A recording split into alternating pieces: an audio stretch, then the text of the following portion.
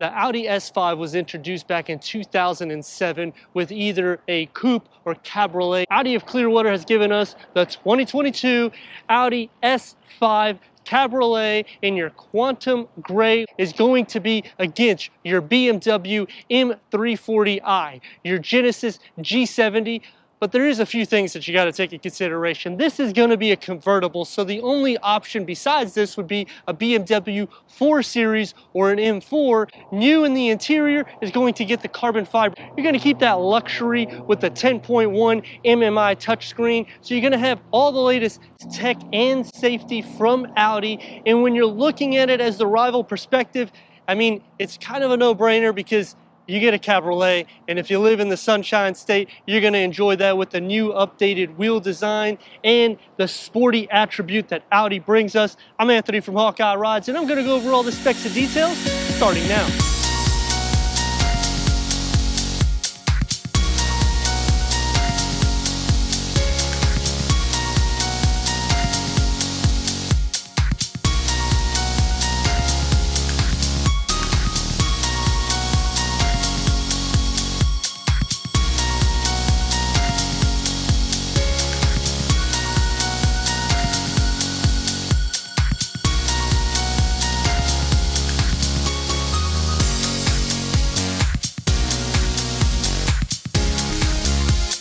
The new Audi S5 Cabriolet is going to have an appearance that is going to be unlike any other unless you're really comparing it to a 4 Series BMW because of the Cabriolet. Starting off with the single frame grille, you're going to get the chrome and the honeycomb design with the S5 badging, a wide fascia at 79.9 inches, going into the matrix LED headlamps that tapers into the belt train that wraps around all the way into the rear with your LED tail lamps, dynamic turn signals. You'll have a quad exhaust outlet. You're going to have that diffuser. You'll have the silver over the top, S5 badging, and it's just a sleek styling cues for the Cabriolet. The S5 badging on the side vent, a height of 54.5 inches. The large curtains on the side are not going to be in the gloss black. It's going to be in the matte black. We do not have the black optic package, so the lower spoiler is going to be silver with clearance at almost 6.3 inches, which is going to be the best when we're comparing it to the rivals. Standard 19-inch, 5 double-arm design, bicolor finish wheels, black brake calipers, the disc behind it at 13.8 inches, the front 13 inches is the rear. They're both ventilated. The dynamics, 56.7 to 43.3 for your weight distribution. Now, this is not necessarily going to be the best in class. S-Sport adaptive dampering suspension, sports rear differential, a length at 184.9 with a wheelbase at 108.8 inches. It's not going to be the longest, but it has a nice settled look, especially the way everything tapers and goes into your cargo. That's going to start off at 12 cubic feet, but it's a convertible, so you can get up to 21.8 cubic feet, which will be more than the BMW, just a touch less than the Genesis G70. But I do like the aggressive look that we got with this, with the quad exhaust outlets. Let's go inside this thing, start it up so we can hear that exhaust note.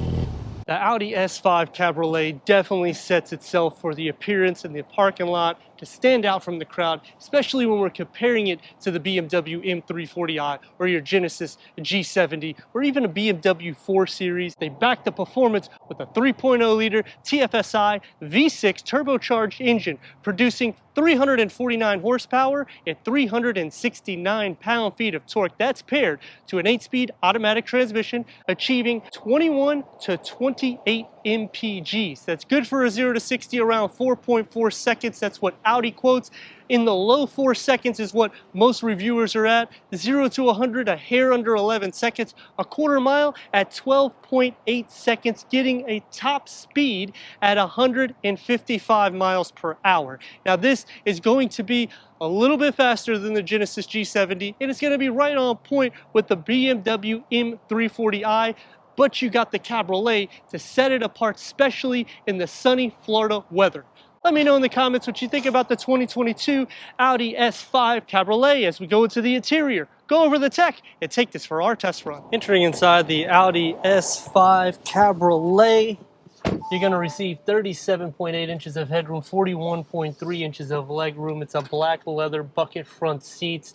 They're heated, they're ventilated. You have 12-way power adjustments with manual cushion extensions. The setup that we have with the carbon fiber that's inserted for this year really does give a more sporty Audi attribute. The dash, flat, modern, air vents, sleek, quattro badging on the passenger side.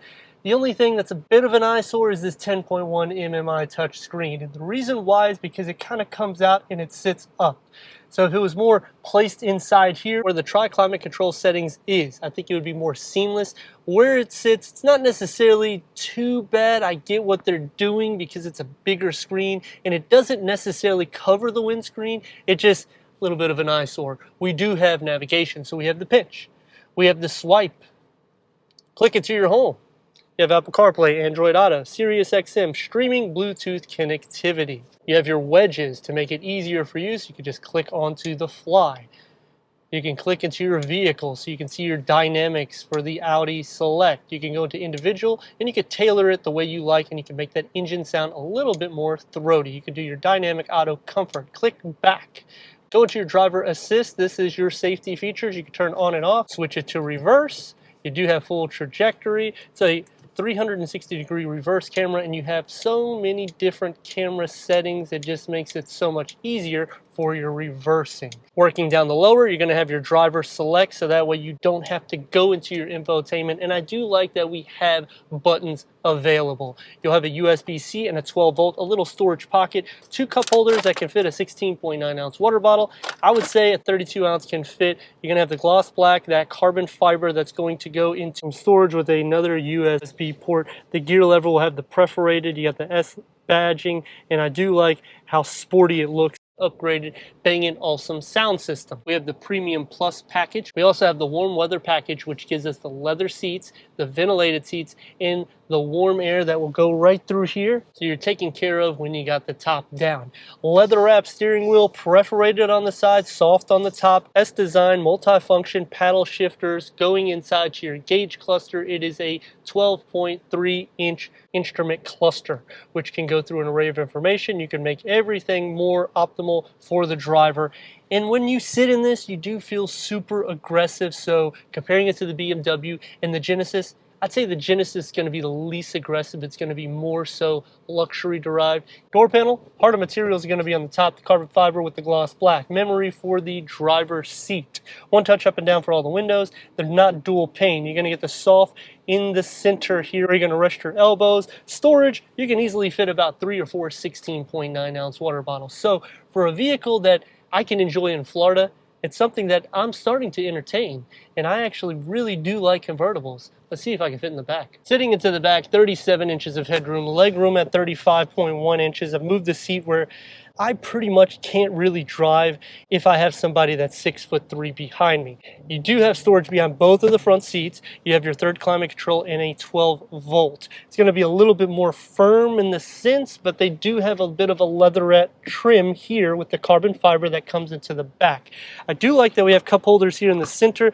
Can I fit? It's not really something that I'd be doing in the back seat anyway. I'd be sitting in the front, giving it some gas, or the passenger seat. Taking the 2022 Audi S5 Cabriolet out for our test run. 3.0 liter V6 turbocharged with 349 horsepower. So it does have a pretty good 0 to 60 as well in the low 4 seconds, which right now we just have it in a regular comfort mode with the top up so we can see how the sound dampening is. We're gonna give it a little go in comfort. And it sets you back pretty good. and you get a little bit of a throaty exhaust note, so I do like that. As for the way you sit in the vehicle, it is still very comfortable too, so that is a nice attribute, because when I'm going over impurities, we have such a good ground clearance, almost 6.3 inches, so I can actually take some of these impurities and just glide over it. Now you're going to feel a little bit of them, but for the most part it does soak it up even at a low speed. 369 pound-feet of torque.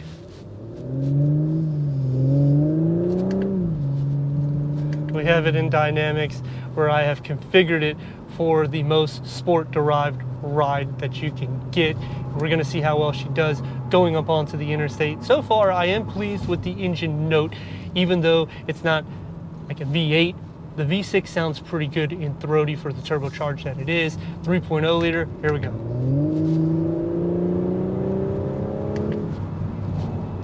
It is super quick.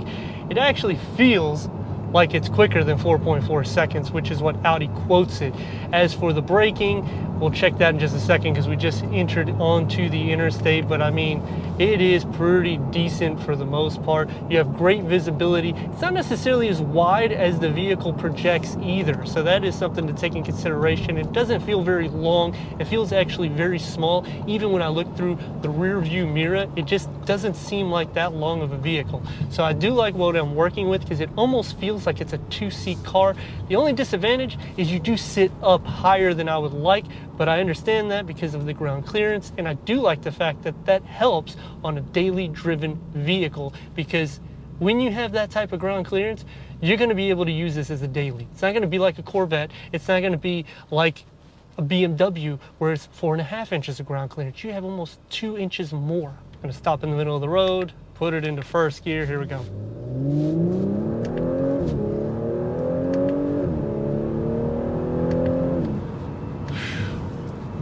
It's super quick.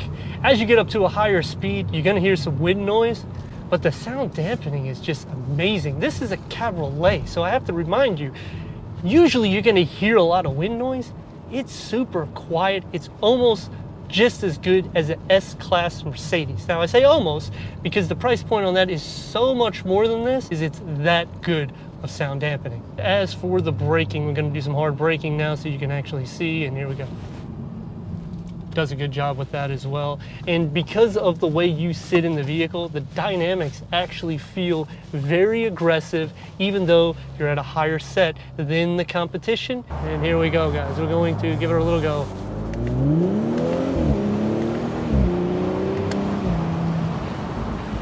The fun factor just comes out when you have the top down, and that's exactly what I was looking for with this vehicle. If you put the windows up, they're not dual pane, but it does help substantially with the noise. But even with them down, it's not going to be like a M8 or an S-Class, but it does its job, especially for a vehicle that's under 6 figures. This one is around $70,000 to $77,000 with the specs that we have, and you know, it's actually not a bad fit. And there is 3 things I like and 3 things that I dislike. Is anything more than that, I'd be buying this vehicle. The 3 things that I like, it is a Cabriolet. You don't get these type of vehicles anymore, and what I mean is you get the top down, it's a sports car, it's smooth, you got a nice exhaust note. Would I like it better in an RS? Yes, but they just don't do it in an RS. But I mean, the S, it's sufficient. I mean, you get up to speed quick, you got brakes, you got what you need. The second thing that I like about it is the gauge cluster, the way it sits. I just wish that they would have done something on the reverse side, which we'll get into here in a second for the MMI touchscreen. But the way it is, it does have the technology that Audi has, and it keeps moving forward, and it's a soft ride, so it's definitely a daily use vehicle. The last thing that I like about the vehicle is how quiet and composed, yet I still hear an exhaust note. With the top up, can't hardly hear anything. Even the road noise through the wheel wells are pretty much soundproof. Obviously with the top down, you're gonna hear some noise. But you know, sunny Florida weather, you might as well put it down and get some vitamin D. 3 things that I dislike on the reverse. The 10.1 MMI touch screen, I don't like how it sits out. I wish that it was more seamless because they did such a good job with the dashboard. I'm not saying that they taken away from anything. It would have been nicer to see that a lot more seamless and airtight instead of just bulging out. The second thing that I dislike about the vehicle is for the price point, you are now at an M4 pricing. And when you get to those levels, that's a lot faster vehicle. So you really want to have an S5 Cabriolet. The last thing that I dislike about the vehicle is when you sit in this vehicle, you just feel a little weird. You sit up a little bit higher than I'm used to for a convertible or for a sports car. And when you're sitting in the sport back, it feels like you're sitting down a little bit more so than when you are in the Cabriolet. So for me, because I'm tall, it just makes me feel like I'm actually going through the roof when I got the top down. But the best part, here we go.